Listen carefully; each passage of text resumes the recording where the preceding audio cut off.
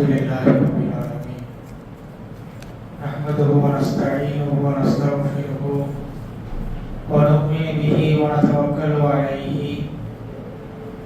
ونعوذ بالله من شرور أنفسنا ومن سيئات أعمالنا من يهد الله فلا مضل له ومن يضلل فلا هادي له نشهد أن لا إله إلا الله وحده لا شريك له ونشهد أن محمدا عبده ورسوله أما بعد قال الله تبارك وتعالى في كلامه القديم أعوذ بالله من الشيطان الرجيم بسم الله الرحمن الرحيم يا أيها الناس اتقوا ربكم الذي خلقكم من نفس واحدة وخلق منها زوجها وبث منهما رجالا كثيرا ونساء واتقوا الله الذي تساءلون به والأرحام إن الله كان عليكم رقيبا எல்லா புகழும் அல்லாஹ் ஒருவனுக்கே உண்டாகுக. சலாமும் சலாத்தும் நம் பெருமானார் முஹம்மது ரசூலுல்லாஹி ஸல்லல்லாஹு அலைஹி வஸல்லம் அவர்கள் மீதும் அவர்களை பின்பற்றிய சஹாபாக்கள், தாபீன்கள், தபா தாபீன்கள், இமாம்கள், நல்லோர்கள் மற்றும் நம் அனைவரின் மீதும் என்றென்றும் நின்று நிலவட்டுமாக. கணியத்திற்குரிய அல்லாஹ்வின் நல்லடியார்களே, அல்லாஹ் தஆலா மனித வாழ்க்கையை பல கட்டங்களாக மாற்றியிருக்கின்றான். ஒவ்வொரு நிலையிலும் ஒவ்வொரு விதமான காரியங்களில் உடைய விளைவுகளை அவன் சந்திக்கின்றான். எப்படி உலகத்திலே குழந்தை பருவம், இளமை பருவம், முதுமை பருவம் என்று இருக்கிறதோ, அவன் இந்த உலகத்தை விட்டு பிரிந்த பிறகும் இதே போல பல கட்டங்களை அவன் கடந்தாக வேண்டும். அதில் முக்கியமான ஒரு கட்டம் அவனுடைய மன்னரை வாழ்க்கை. இந்த உலகத்துடைய வாழ்க்கை சில காலங்கள், சில ஆண்டுகள். மன்னரை கபருடைய வாழ்க்கை பல்லாயிரக்கணக்கான ஆண்டுகள். மறுமை வாழ்க்கை அது காலங்களுக்கு அப்பாற்பட்டது, நிரந்தரமானது. எனவே தற்காலிகமாக வாழுகின்ற இந்த உலகத்தில் மனிதன் செய்யக்கூடிய செயல்களை வைத்துத்தான் பல்லாயிரக்கணக்கான ஆண்டுகளை கொண்ட கபருடைய வாழ்க்கையும், காலங்களுக்கெல்லாம் அப்பாற்பட்ட அந்த மறுமையுடைய வாழ்க்கையும் அவனுக்கு அமையும். இந்த சில காலங்களுடைய செயல்கள் தான் அவைகளை நிர்ணயிக்கக்கூடியதாக இருக்கிறது. உஸ்மான் ரலியல்லாஹு அன்ஹு அவர்கள் கபர்ஸ்தான்களுக்கு அருகிலே வந்துவிட்டால் அவர்கள் கண்கள் தாரை தாரையாக கண்ணீர் வடித்துவிடும். பக்கத்தின் தோழர்கள் கேட்பார்கள், உஸ்மான் அவர்களே, சொர்க்கத்தை பற்றி சொல்லும் போது நீங்கள் மகிழ்ச்சி அடைவதும் இல்லை, அவ்வளவு இந்த அளவுக்கு நீங்கள் மகிழ்ச்சி அடைவதோ, அல்லது நரகத்தை பற்றி சொல்லும் போது கூட இந்த அளவுக்கு நீங்கள் துக்கமோ அழுகிய உங்களுக்கு வருவதில்லை. ஆனால் இந்த கல்லறைகளுக்கு, இந்த கபர்ஸ்தான்களுக்கு கடந்து செல்கிற பொழுது ஏன் இப்படி நீங்கள் அழுகிறீர்கள் என்று கேட்டார்கள். அவர்கள் சொன்னார்கள், மறுமை வாழ்க்கையை முடிவு செய்வதே இந்த மன்னரை வாழ்க்கை தான். இங்கே ஒருவர் நல்ல முறையில் வாழ்ந்து விட்டால் மறுமையில் அவனுக்கு வெற்றி. இங்கே அவன் வேதனை செய்யப்படக்கூடியதாகிவிட்டால் மறுமை வாழ்க்கை அவனுக்கு தோல்வியாகி விடுகிறது என்று சொன்னார்கள். ஆக மறுமையின் முதல் படியான கபருடைய வாழ்க்கை தான் முதல் மன்சில் என்று உஸ்மான் ரலியல்லாஹு அவர்கள் சொன்னார்கள். ஏன் அந்த மன்னரை வாழ்க்கைக்கு இவ்வளவு முக்கியத்துவம் என்றால் அது மண்ணால் ஆனது. அல்லாஹ் தஆலா 20வது அத்தியாயம் 55வது வசனத்திலே சொல்லி காட்டுகின்றான், மின்ஹா ஹலக்னாக்கும், இந்த மண்ணிலிருந்து உங்களை படைத்தோம், ஒமின்ஹா நுஈதுக்கும், அதிலேயே மீண்டும் உங்களை அடங்கச் செய்வோம், ஒமின்ஹா நுக்ரிஜுக்கும் தாரத்தன் உக்ரா, அதிலிருந்தே மீண்டும் மறுமை நாளைக்காக உங்களை எழுப்புவோம் என்று கூறுகின்றார். இப்போ மண் என்பது மனிதனோடு ஒட்டி சம்பந்தப்பட்டதன் காரணத்தினால் அங்கே இருக்கக்கூடிய வாழ்க்கைக்கு இவ்வளவு முக்கியத்துவத்தை நபி ஸல்லல்லாஹு அலைஹி வஸல்லம் அவர்களும் அல்லாஹ்வும் நமக்கு சொல்லி காட்டுகிறார்கள். ஆகவே நாம் எந்த அளவிற்கு மறுமைக்கு முக்கியத்துவம் தருகிறோமோ அதே அளவிற்கு கபூருடைய வாழ்க்கைக்கும் நாம் முக்கியத்துவம் தருவது இல்லை. காரணம் என்று சொன்னால் நம்முடைய பொழுதுபோக்குகள், நம்முடைய பல நேரங்களை எடுத்துக்கொள்ளக்கூடிய பல பொழுதுபோக்கு காரணத்தினால் இந்த மறுமை வாழ்க்கையினுடைய மறதி பெரும்பாலானவர்களுக்கு இருக்கிறது. எப்படி மண்ணுக்கு மேலே ஒரு வாழ்க்கை இருக்கிறதோ மண்ணிற்கு கீழேயும் ஒரு வாழ்க்கை இருக்கிறது. மண்ணிற்கு மேலே பலர் நடமாடி கொண்டிருப்பதை போல, வாழ்ந்து கொண்டிருப்பதை போல மண்ணிற்கு கீழேயும் பலர் வாழ்ந்து கொண்டிருக்கிறார்கள். ஒன்று அவர்கள் சுகமாக வாழ்ந்து கொண்டிருக்கிறார்கள், அல்லது அவர்கள் வேதனை செய்யப்பட்டு கொண்டிருக்கிறார்கள். ஆகவே மேலே பல கோடி பேர் உலாவது போல மண்ணிற்கு கீழேயும் பல ஆயிரம் கோடி பேர் இருந்து கொண்டிருக்கிறார்கள் என்பதை நபி ஸல்லல்லாஹு அலைஹி வஸல்லம் அவர்கள் பல ஹதீஸ்களிலே நமக்கு சொல்லி காட்டுகிறார்கள். எப்படி இந்த உலகம், இந்த உலகத்தில் இருக்கக்கூடிய நாம் உடலோடு சேர்ந்து உயிரும் பெற்றிருக்கிறோம். அதனால் நடக்கிறோம், செல்கிறோம், இயங்குகிறோம். ஆனால் ஒருவன் மண்ணறைக்கு சென்று விட்டால் அவனுடைய உடல் அழிக்கப்பட்டு விடுகிறது. அவனுடைய வேதனையாக இருந்தாலும் அவனுடைய சுகமாக இருந்தாலும் அவனுடைய உயிருக்கு தரப்படுகிறது. அவனுடைய உயிருக்கு அது வேதனை, அவனுடைய உயிருக்கு அது சுகம். இதே மறுமை நாளைக்கு அவன் சென்று விட்டால் உயிரும் உடலும் கலந்து அவன் அதை அனுபவிக்கக்கூடியவனாக இருப்பான். ஆகவே இரண்டிற்கு மத்தியுள்ள மன்னர வாழ்க்கை மிக முக்கியமானதாக இருக்கிறது. அப்பொழுது ஒரு மனிதன் இறந்து விடுவான் என்று சொன்னால் தற்காலிகமாகத்தான் அவனுடைய உயிர் பிரிகிறது. தற்காலிகமாக அவனுடைய உயிரை மலக்குமார்கள் எடுக்கிறார்கள். எடுத்ததற்கு பிறகு அவர்கள் அல்லாஹ்விடத்திலே அதை சொல்லி காட்டுகிறார்கள். அப்போ அந்த உயிர் என்றால் என்ன, ரூஹ் என்றால் என்ன, அது உடலிலே எங்கே இருக்கிறது, அது எப்படி எடுக்கப்படுகிறது, எங்கே சொல்லப்படுகிறது, கொண்டு செல்லப்படுகிறது, அதனுடைய நிலைமைகள் என்ன என்பதை பற்றி மக்கா காஃபிர்கள் நபி ஸல்லல்லாஹு அலைஹி வஸல்லம் கேட்டார்கள். நீங்கள் நபியாக இருக்கிறீர்கள், இறை தூதராக இருக்கிறீர்கள், உலகத்தில் யாரும் சொல்லாத இந்த பதிலை நீங்கள் சொல்ல வேண்டும், ரூஹ் எப்படி இருக்கும்? அப்போது அல்லாஹ் தஆலா நபி ஸல்லல்லாஹு அலைஹி வஸல்லம் அவர்களுக்கு அந்த 18வது அத்தியாயத்திலே சொல்லி காட்டுகின்றார். குலிர் ரூஹு மின் அம்ரி ரப்பி. ரூஹை பற்றி எனக்கும் தெரியாது, அது என்னுடைய இறைவனின் ஞானத்தில் கட்டுப்பட்டது. அது உடம்புல எங்க இருக்கு, எப்படி இருக்கு, அதன் உருவம் என்ன என்பதை அல்லாஹ் மட்டுமே அறிந்தவன் என்று நபிக்கு அல்லாஹ் வஹி அனுப்பினான். சரி, தோராயமாக அந்த ரூஹ் எப்படி எங்கிருந்து வருகிறது, அல்லது அந்த தற்காலிகமாக அது எந்த இடத்தில் இருக்கிறது என்பதை நபி ஸல்லல்லாஹு அலைஹி வஸல்லம் அவர்கள் பல ஹதீஸ்களிலே நமக்கு சொல்வதன் மூலமாக நாம் ஓரளவு புரிந்து கொள்ள முடியும். அல்லாஹ் அதை சில இடங்களிலே சொல்லி காட்டுகின்றார். 56வது அத்தியாயம் 83வது வசனம். லவ்லா இலா பலகத்தில் கொடுப்போம், அவர்களுக்கு உயிர் தொண்டை குழியை அடைகிற பொழுது வான்தும் ஹீனையை தந்துரோம், அப்பொழுது அவர்கள் அல்லாஹ்வை பார்ப்பார்கள். விளையுமின்கோம், சுற்றியுள்ளவர்களாகிய நீங்கள் உங்களை விட அந்த மௌத்தாக கூடியவர்களுக்கு நாம் மிக அருகிலே இருப்போம். ஆனால் நீங்கள் நம்மை பார்க்க முடியாது. இப்போ உயிர் உடலை விட்டு பிரிகிற பொழுது அது கடைசியாக தொண்டை குழியிலே வந்து நிற்கும். நபி அவர்களும் அந்த பல ஹதீஸ்களை சொன்னார்கள். ஒரு மனிதனுடைய பாவ மன்னிப்பு எதுவரை ஒப்புக்கொள்ளப்படும் என்று சொன்னால் அந்த உயிர் தொண்டை குழிக்குள் வரும் வரை. தொண்டை குழிக்கு வந்துவிட்டால் அதற்கு மேலே அவன் என்ன செய்தாலும் என்ன சொன்னாலும் அது ஒப்புக்கொள்ளப்பட மாட்டாது என்று சொன்னார்கள். ஆகவே அந்த உயிர் என்பது தொண்டை குழியில் வருகிறது என்று நபி ஸல்லல்லாஹு அலைஹி வஸல்லம் அவர்கள் நமக்கு சொல்கிறார்கள். அப்படி வருகிற பொழுது அது வெளியேறி தற்காலிகமாக பிரிந்து நிற்கிறது. அதை மலக்குமார்கள் எடுத்துச் செல்கிறார்கள். பர்ராயின் ஆசிப் ரலியல்லாஹு அன்ஹு அவர்கள் சொல்கிறார்கள், நபி ஸல்லல்லாஹு அலைஹி வஸல்லம் அவர்கள் ஒரு நபித்தோழருடைய அந்த கபர் அடக்கக்கூடிய அந்த செயல்களுக்கு மத்தியில் கொஞ்சம் இடைவெளி இருந்தது. அப்போ அந்த மதீனாவிலே ஒரு கபர் குழியை நாம் தோண்டுவதை போல தோண்ட மாட்டார்கள். கபர் குழியை தோண்டி அதற்கு கீழே ஒரு குழியை தோண்டுவார்கள், அதற்கு கீழே ஒரு இடது பக்கமாக ஒரு குழியை தோண்டுவார்கள். இன்னும் சில ஊர்களிலே அப்படி ஒரு வழிமுறை இருக்கிறது. கபர் நேராக நாம் வைத்துடுவோம், ஆனால் கபரை தோண்டி இடையிலே இன்னொரு குழியை தோண்டி அதற்கு கீழே தான் அந்த ஜனாசை வைப்பார்கள். அப்படி ஒரு ஏற்பாடு நடந்து கொண்டிருந்த போது நபி அவர்கள் ஒரு இடத்தில் வந்து அமர்ந்தார்கள். அவர்களை சுற்றி நாங்களும் அமர்ந்தோம். எந்த அளவிற்கு என்று சொன்னால் மக்கள் நபியை சுற்றி அமர்ந்திருந்தார்கள்.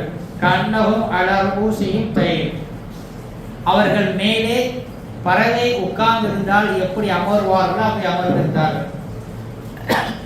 எப்படி பறவை மேலே இருந்தால் அது பறந்துடக்கூடாது என்று கவனமாக இருப்பார்களே, அப்படி அதே போல நபி என்ன சொல்வார்களோ என்று எதிர்பார்த்த வண்ணமாக அந்த மக்கள் அமர்ந்திருந்தார்கள்.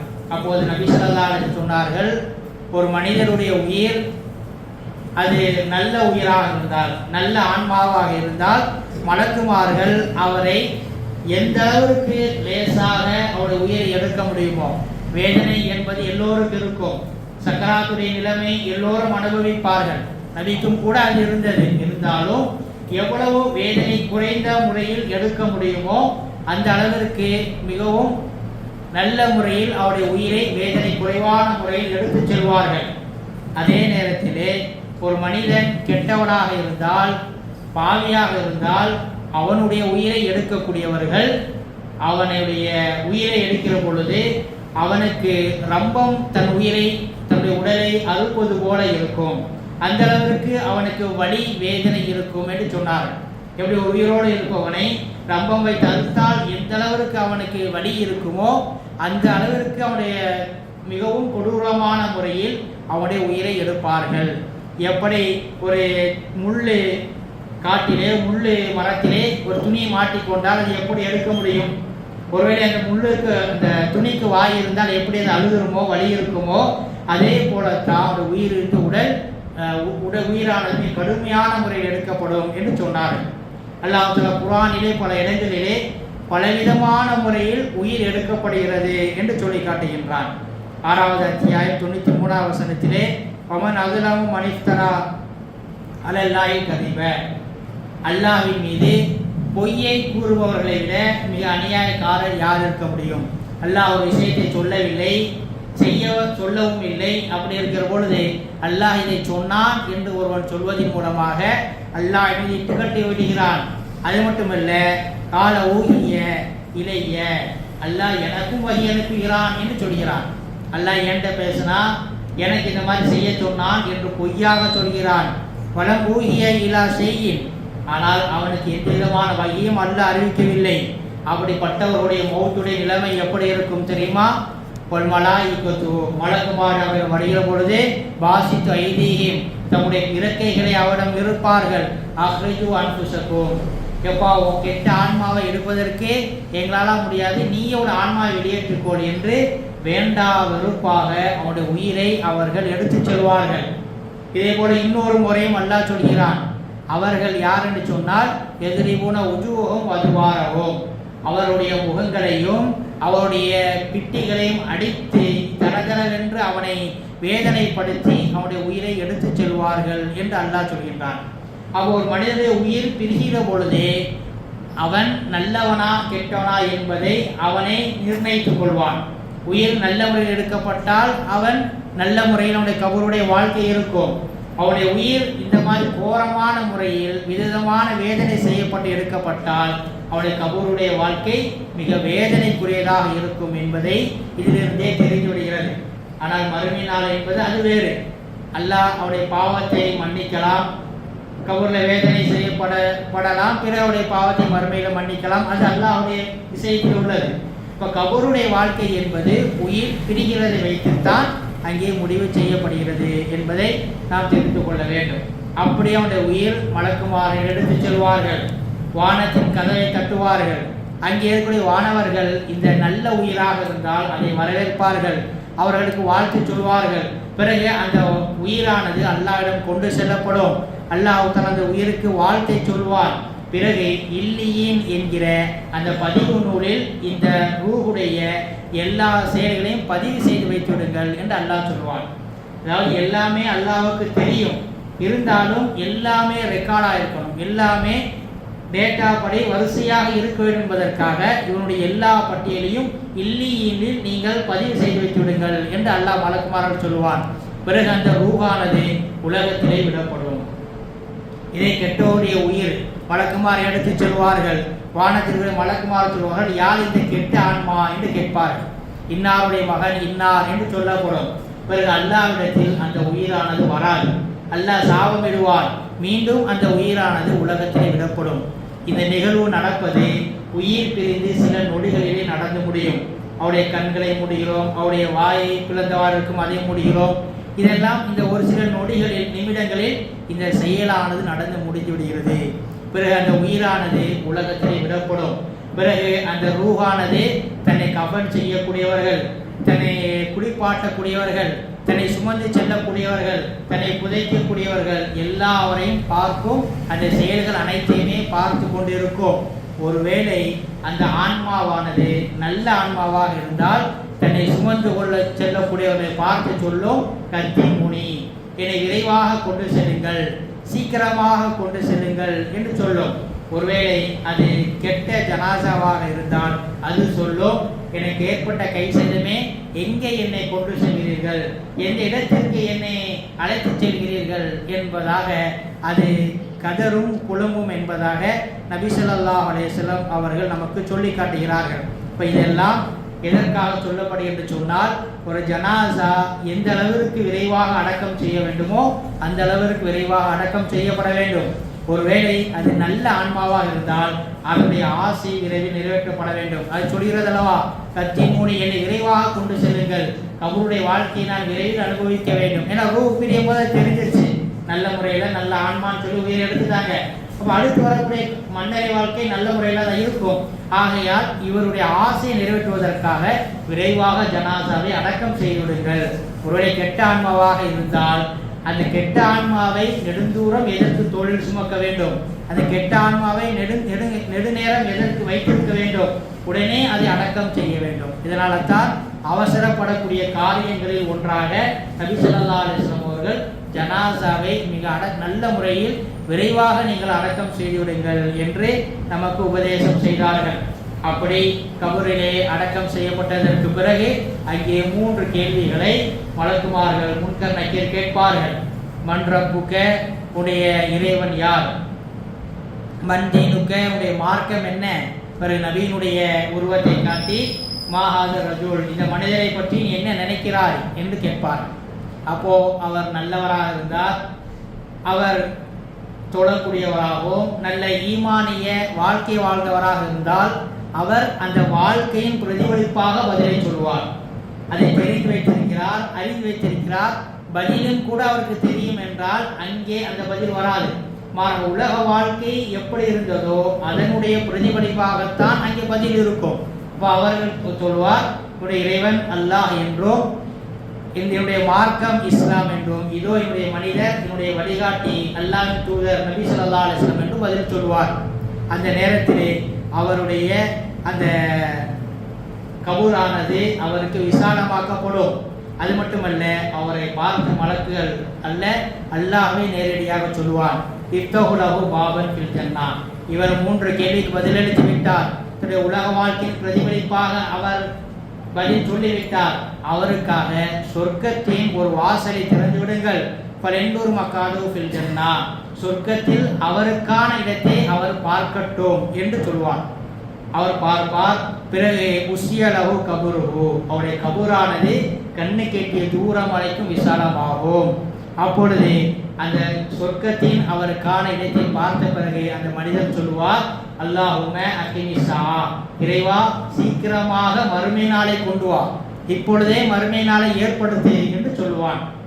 இப்பெல்லாம் மறுமை நாள் கிடையாது, உலக இப்பெல்லாம் இல்லை, கொஞ்ச நேரம் ரெஸ்ட் எடு, நேம்காலத்தில் அரோஸ், புது மாப்பிள்ளை தூங்குவதை போல கொஞ்சம் நீ ஓய்வெடுத்துக்கோ என்று அல்லாஹ் தஆலா அவனிடம் சொல்லுவான். ஆனால் இதே ஒரு கெட்ட மனிதராக இருந்தால் அவருக்கும் அதே 3 கேள்விதான் மாறாது. ஆனால் அவர் சொல்லக்கூடிய பதில் என்ன, உலக வாழ்க்கையில் ஈமானிய வாழ்க்கை இல்லை, அல்லாஹ்வின் கட்டளைக்கும் நபியுடைய வழிகாட்டுதலுக்கு ஏற்ற வாழ்க்கை இல்லை என்று சொன்னால் அதனுடைய கெட்ட பிரதிபலிப்பாக ஆலா அதிரி, எனக்கு எதுவும் தெரியாதே, இதெல்லாம் என்ன கேள்வி என்று எனக்கு புரியவில்லையே என்று சொல்வான். பிறகு அந்த மனிதத்திலே சொல்லப்படும், இஃப்தஹுலஹு பாபன் ஃபின்னார், இவருக்காக நரகத்தில் ஒரு வாசலை திறந்து விடுங்கள், பலெண்டூர் மக்காது ஃபின்னார், இவர் நரகத்தில் எந்த இடத்தில் இருப்பார் என்பதை இவர் காணட்டும் என்று அல்லாஹ் தஆலா சொல்லுவான்.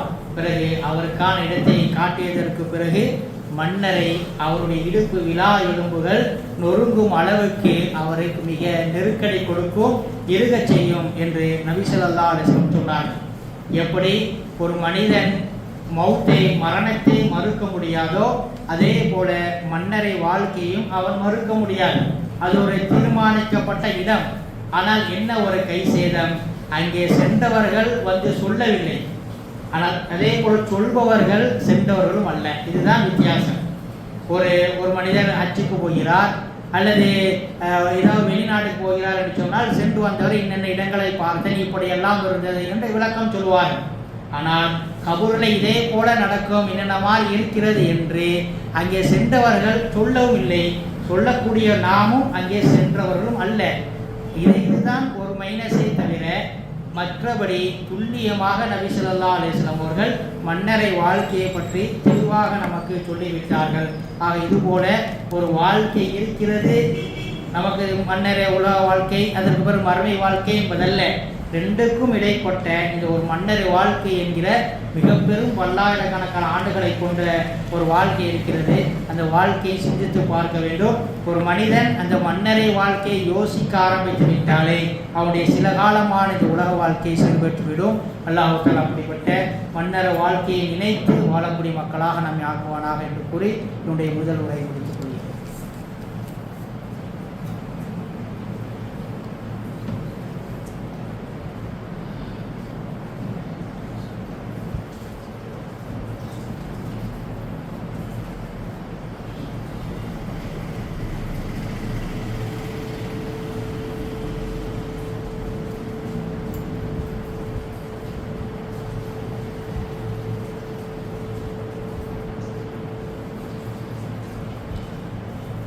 அல்ஹம்துலில்லாஹ் நஹ்மதுஹு வ நுஸல்லி அலா ரசூலில் கரீம். அம்மா பஅத். கணியத்துக்குரிய அல்லாஹ் நல்லடியார்களே, ஸஅத் இப்னு முஆத் ரலியல்லாஹு அன்ஹு அவர்களுடைய மரண செய்தியினால் அல்லாஹ்வுடைய சிம்மாசனமே நடுங்கியது என்கிற ஒரு ஹதீஸ் உண்டு. காரணம், ஸஅத் இப்னு முஆத் மிக நல்ல சிறந்த நபி தோழர். ஒரு 40 வயதிற்கு ஒன்றாக உள்ளதாக இருக்கும். அவர் ஒரு கந்தக் என்கிற போரிலே அவர்கள் ஷஹீதானார்கள். மதீனாவினுடைய ஒரு கூட்டத்தின் தலைவராகவும் இருந்தார். அவர்களுடைய ஜனாசாவிலே 70,000 மலக்குமார்கள் கலந்து கொண்டார்கள். அவருடைய ஜனாசாவை மலக்குமார்களே சுமந்தார்கள். அவருடைய உடல் அதை சுமக்கக்கூடியவர்களுக்கு மிக லேசாக இருந்தது. காரணம், மலக்குமார்கள் அதை சுமந்தார்கள். அப்படிப்பட்ட மிக சிறப்பிற்குரிய இந்த ஸஅத் இப்னு முஆத் ரலியல்லாஹு அன்ஹு அவர்களுடைய அடக்கம் செய்யக்கூடிய பணியை நபி ஸல்லல்லாஹு அலைஹி வஸல்லம் முன் நின்று செய்தார்கள். கபருக்குள்ளே இறங்கினார்கள். அந்த நேரத்தில் கபரானது இருக்கியது. கபரானது அவரை இருக்க ஆரம்பித்தது. பிறகு அது விலகி கொண்டது. இந்த ஹதீஸ் சஹீஹ் புகாரிலே பதிவு செய்யப்பட்டிருக்கிறது. வெளியே வந்த பிறகு நபி ஸல்லல்லாஹு அலைஹி வஸல்லம் சொன்னார்கள், இன்னலில் கபரில் அகுதத்தன், கபருக்கு என்று ஒரு இருக்குதல் இருக்கிறது. அதனுடைய தன்மை எப்படி தண்ணீருக்கு மூழ்கடிக்கக்கூடிய தன்மை இருக்கிறதோ, நெருப்புக்கு எரிக்கக்கூடிய தன்மை இருக்கிறதோ, அதே போல சாதாரணமாகவே நல்லவர் வந்தாலும் சரி, கெட்டவர் அடக்கம் செய்யப்பட்டாலும் சரி, கபருடைய இயல்பு என்னவென்றால் உள்ளே வைக்கப்பட்டவுடன் கபரானது அவரை நெருக்குகிறது. கபரானது அவரை நெருக்குகிறது. பிறகு அவர் நல்லவர், நல்ல அமல்களை செய்தவர் என்று தெரிந்தால் பிறகு அது விலகுகிறது. இல்லை என்றால் அங்கே வேதனை ஆரம்பிக்கிறது. அவர் சொன்னார்கள், லவ் நஜா மின்ஹா, கபருடைய இந்த இறுக்கதிலிருந்து எல்லோரும் தப்பிக்கலாம் என்றிருந்தால் நஜ ஸஅத் இப்னு முஆதும் தப்பித்திருப்பார். ஆனால் அவரை கபர் நெருக்கத்தான் வந்தது. இது அதனுடைய இயல்பு என்று நபி ஸல்லல்லாஹு அலைஹி வஸல்லம் அவர்கள் நமக்கு சொல்லி காட்டினார்கள். ஆக உலக வாழ்க்கை ஏதோ வாழ்ந்தோம், மரணித்தோம், கண்ணை மூடினோம், அதோடு முடிந்து விட்டது என்பதல்ல. கண்ணை மூடிய பிறகுதான் ஒரு நீண்ட கால ஒரு வாழ்க்கை ஒன்று ஆரம்பமாகிறது. அதைத்தான் நபி ஸல்லல்லாஹு அலைஹி வஸல்லம் அவர்கள் நமக்கு மன்னரை வாழ்க்கை என்று விளக்கமாக நமக்கு சொன்னார்கள். காஃபிர்கள், பாவிகள் சொல்வார்கள், மவுத்னாதுக்கு ஒன்றுமே இல்லைன்னு நினைச்சோமே, யாழைத்தனி குந்து துராபா, எனக்கு ஏற்பட்ட கை சேதமே நான் புதைக்கப்பட்ட பிறகு மண்ணோடு மண்ணாக ஆயிருக்கக்கூடாதா? திரும்ப ஏன் இந்த உடல் எனக்கு வரணும்? திரும்ப ஏன் இந்த உயிர் எனக்கு வரணும்? எனக்கு ஏற்பட்ட கை சேதமே என்று அவர்கள் புலம்புவார்கள் என்று அல்லாஹ் தஆலா திருமறையிலே சொல்லி காட்டுகின்றான். ஆகவே இந்த கபூர் வாசிகள் உள்ளே அடக்கம் செய்யப்பட்ட பிறகு வெளியே நடக்கக்கூடிய சில செயல்களை அவர்கள் செஞ்சு விடுவார்கள். நபி ஸல்லல்லாஹு அலைஹி சொன்னார்கள், தஸ்தமிஊன கஅலன் யாலிக்கும், உங்களுடைய செருப்பு சத்தங்களை அவர்கள் கேட்கிறார்கள். கபூர் அடக்கம் செய்யப்பட்டு போறோமா இல்லையா? போன பிறகு அங்கே வெளியே சுற்றி இருக்கக்கூடிய உயிரானது உடலுக்குள்ளே அந்த கேள்விக்கு பதில் சொல்வதற்காக வேண்டி உடலுக்குள் அனுப்பப்படும். அப்பொழுது திரும்பி செல்லக்கூடியவர்களுடைய செருப்பு சத்தங்களை கூட அந்த கபூர்வாசிகள் கேட்பார்கள். இதை வைத்து பல அறிஞர்கள் சொல்கிறார்கள், வெளியே அந்த சத்தங்கள் இருக்கிறது இல்லையா, பேசுகிற சத்தம், எல்லா சத்தத்தையும் அவர் கேட்பார்கள். இதனால தான் நீங்கள் கபூர்ஸ்தான்களுக்கு கடந்து சென்றால், அஸ்ஸலாமு அலைக்கும் யா அஹ்லல் குபூர், கபூர்வாசிகளே உங்கள் மீது அல்லாஹ்வுடைய சாந்தி உண்டாகட்டும், இன்னா இன்ஷா அல்லாஹ் பிக்கும் லாஹிகூன், நீங்கள் முந்தி சென்று விட்டீர்கள், இறைவன் நாடினால் நாங்களும் அங்கே வந்து சேருவோம் என்று நீங்கள் அவருக்கு சலாம் சொல்லுங்கள். ஏனென்றால் அவங்கள் மீது சாந்தி உண்டாகட்டும் என்று சலாம் சொல்வது அது ஒரு பிரார்த்தனை. அவர்களுக்காக, நம்முடைய முன்னோர்களுக்காக நாம் துவா செய்வது, அவர்களுடைய பெயரிலே நாம் ஹஜ் உம்ராக்களை செய்வது, அவர்களுடைய பெயரிலே நாம் தான தர்மங்களை செய்வது கபரில் இருக்கக்கூடிய அவர்களுடைய வேதனை குறைக்கக்கூடியதாகவும், அது மட்டுமல்ல அதை அவர்கள் எதிர்பார்க்கக்கூடியவர்களாக இருப்பார்கள். அதுக்காண்டி உள்ள உயிரோடு இருக்கிறாங்க, வெளியே நாம ஏதாவது பேசினா கேட்பாங்க அப்படிங்கிற அர்த்தம் கிடையாது. அவர்களுடைய வாழ்க்கை என்பது வேறு, அவர்கள் நன்மையை எதிர்பார்த்து கொண்டிருக்கிறார்கள் என்பதைத்தான் நபி ஸல்லல்லாஹு அலைஹி வஸல்லம் சொன்னார்கள். பத்ர் போர்ல நிறைய காஃபிர்கள் கொல்லப்பட்டு ஒரே குழியில் அடக்கம் செய்யப்பட்டார்கள். அப்போது எல்லாரும் முன்னாடி நின்று அந்த ஜனாசாக்கள் காஃபிர்களுடைய மையத்து முன்னாடி நின்று நபி ஸல்லல்லாஹு அலைஹி வஸல்லம் ஒவ்வொருத்தரைய பேரை சொன்னார்கள். யா அபா ஜஹல், அபு ஜஹலே, உத்துபாவே, ஷைபாவே என்று சொல்லி, அல்லாஹ் எங்களுக்கு வாக்குறுதி அளித்ததை நாங்கள் பெற்றுக்கொண்டோம், அல்லாஹ் உங்களுக்கு வாக்குறுதி அளித்ததை நீங்கள் பெற்றுக்கொண்டீர்களா என்று சொன்னார்கள். உமரனை கேட்ட, அல்லாஹ் குதிரை என்ன ஜனாசாக்களுக்கு முன்னாடி நின்று பயான் செய்து கொண்டு இருக்கிறீர்கள் என்று கேட்டார். இப்போ சொன்னார்கள், உமரே உங்களுக்கு தெரியாது, இவர்கள் கேட்கிறார்கள் ஆனால் பதில் சொல்ல முடியாது. அப்போ அந்த காஃபிர்களாக இருந்தாலும் யாராக இருந்தாலும் நாம் வெளியில் செய்யக்கூடிய நல்ல அமல்கள் அவருடைய பெயரில் செய்யப்பட்டால் அது அவர்களுக்கு சென்று சேர்கிறது. அவர்களுக்கு உள்ளே வேதனை செய்யப்பட்டு கொண்டுதான் இருக்கிறது, அங்கே ஒரு தனி வாழ்க்கை நடந்து கொண்டுதான் இருக்கிறது. நபி ரெண்டு கபூர்களை கடந்து போனாங்க, பிறகு இறங்கினாங்க, பிறகு ஒரு குச்சியை நட்டி வச்சாங்க. எதுக்குன்னு கேட்கும்போது சொன்னாங்க, ஒருவர் கோல் மூட்டி திரிந்ததால் உள்ளே வேதனை செய்யப்படுகிறார், ஒருவர் சிறுநீர் கழித்து சுத்தம் செய்யாததால் உள்ளே வேதனை செய்யப்பட்டு கொண்டிருக்கிறார் என்பதாக சொன்னார்கள். இப்போ உள்ள நடக்குது எல்லாமே கீழே நடந்துட்டு இருக்குது. நம்ம மண்ணுக்கு மேலே இருக்கிற வரைக்கும் ஒன்றும் தெரியாது, மண்ணிற்கு கீழே சென்ற பிறகுதான் அது ஒரு தனி வாழ்க்கை என்பது நமக்கு புரியக்கூடியதாக இருக்கிறது. அதனால் இந்த மன்னரை வாழ்க்கை அதனுடைய வேதனையிலிருந்து தப்பிக்க நபி ஸல்லல்லாஹு அலைஹி வஸல்லம் அவர்கள் சில அமல்களை நமக்கு கற்று தந்திருக்கிறார்கள். அதில் சின்ன சின்ன அமல்களில் ஒன்று வினயம் என்று சொன்னால், முதலாவது துவா செய்வது. நபி அவர்கள் தம்முடைய காலம் முழுக்க அவர்கள் 4 விஷயங்களை விட்டு பாதுகாப்பு தேடிக்கொண்டே இருந்தார்கள். அதிலே முதன்மையானது அல்லாஹுமின் அவுதுபிக்க மின் அதாவில் கபரி, இறைவா மன்னரையினுடைய வேதனை விட்டும் உன்னிடம் பாதுகாப்பு தேடுகிறேன். அதாவின் நாரி, அதற்கு பிறகு இருக்கக்கூடிய நரகத்தின் வேதனை விட்டு பாதுகாப்பு தேடுகிறேன்.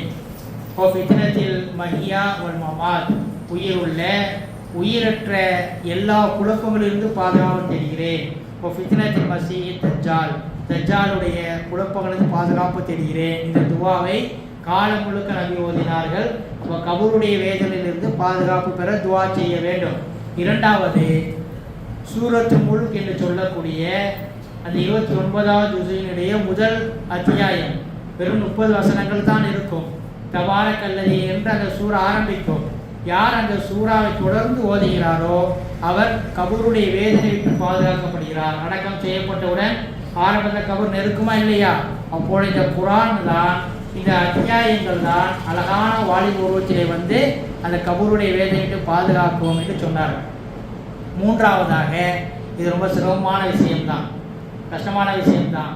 ஒரு மனிதர் வாழ்நாள் முழுக்க நேர்மையாக வாழ்ந்தால் அவர் கபருடைய வாழ்க்கையை பற்றிய பயப்படவே தேவையில்லை. ஒரு சாலிகான மனிதராக நல்ல மனிதராக வாழ்ந்தால் அவர் கபருடைய வாழ்க்கையை பற்றி பயப்படவே தேவையில்லை.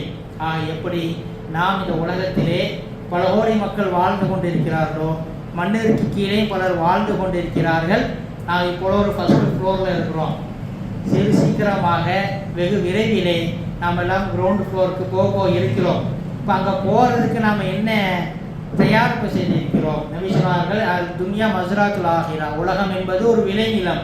இங்கே நீங்கள் எதை விதைக்கிறீர்களோ அதைத்தான் நீங்கள் என்ன செய்ய போகிறீங்க, பின்னாடி உள்ள வாழ்க்கைக்கு நீங்கள் அறுவடை செய்ய போகிறீர்கள். ஆகவே நம்முடைய ஈமானை நாம் வலுப்படுத்தி நம்முடைய ஒவ்வொரு நாளிலும் இந்த மன்னருடைய வாழ்க்கையின் சில நிகழ்வுகளை படித்து அல்லது அதை யோசித்து பார்த்து அதன்படி நம்முடைய வாழ்க்கையை நாம் சீராக்கி கொண்டால் நாம் நிச்சயமாக அந்த கபருடைய வாழ்க்கையில் அந்த பல்லாயிரக்கணக்கான காலங்களை கொண்ட அந்த வாழ்க்கையில் மிக சுகமாக நாம் வாழ முடியும். அதற்கு பிறகு வரக்கூடிய வாழ்க்கையில் நிரந்தரமான நாம் வெற்றியை பெறலாம். அது மட்டுமல்ல, நமக்கு முன் சென்ற அந்த கபூர்வாசிகள் முன்னோர்கள் அவர்களுடைய விஷயத்தில் நாம் கவனம் செலுத்த வேண்டும். இது இறந்து விட்டார்கள் போய்விட்டார்கள் அல்ல, மண்ணிற்கு கீழே ஒரு தனி வாழ்க்கையை அனுபவித்துக் கொண்டிருக்கிறார்கள். அது எப்படிப்பட்ட வாழ்க்கை என்பதை நாம் அறிய மாட்டோம். அவர்களுக்காக வேண்டியும் பல நன்மைகளை செய்ய வேண்டும், நமக்காக வேண்டியும் பல நன்மைகளை செய்து மன்னரை வாழ்க்கைக்காக சேமித்து வைக்க வேண்டும். அல்லாஹு தஆலா நம்முடைய எல்லாருடைய மன்னரை வாழ்க்கை லேசானதாக சுகமானதாக ஆக்கி அதாபுல் கபரை விட்டு மன்னரை பாதுகாப்பானா என்று கூறி என்னுடைய இரண்டாவதை முடித்துக் கொள்கிறேன். வாஹிர் தவானா அல்ஹம்துலில்லாஹி ரப்பில் ஆலமீன். அஸ்ஸலாமு அலைக்கும் வரஹ்மத்துல்லாஹி வபரகாத்துஹு.